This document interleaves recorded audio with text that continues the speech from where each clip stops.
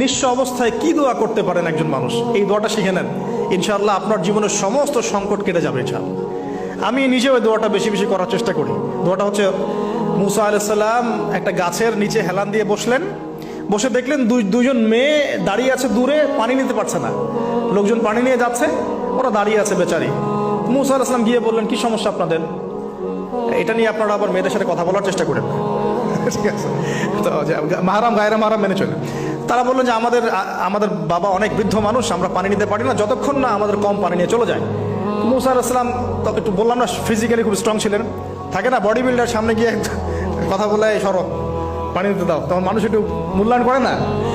তো মুসা আলাইহিস সালাম এভাবে পানি নিয়ে দিলেন এবং বাছুরদেরকে পানি পান করালেন, করিয়ে গাছের নিচে এসে বসে আছেন। বসে বসে তিনি দোয়া করছেন, এই যে দোয়াটা তিনি দোয়া করছেন, রব্বি, একটা নেক কাজ করলেন, নেক কাজ করলেন না, মানুষের উপকার করলেন, নেক কাজ করে এসে গাছের নিচে বসে দোয়া করছেন, আল্লাহ এখানে তো আমার খাবার পানি বাসস্থান কিছুই নাই, আমি কি করব?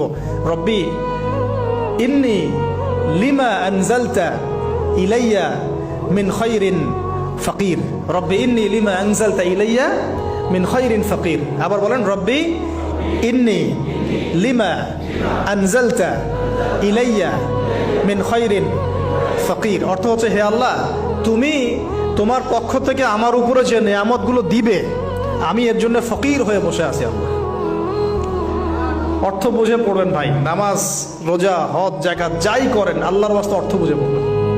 অর্থ বুঝে পড়লে আপনার ইবাদতের স্বাদ পাবেন, তৃপ্তি পাবেন, আল্লাহর সাথে কানেকশন হবে, আল্লাহর নূর পাবেন, মাআরিফত পাবেন, সত্য স্বপ্নও দেখবেন তখন ইনশাআল্লাহ।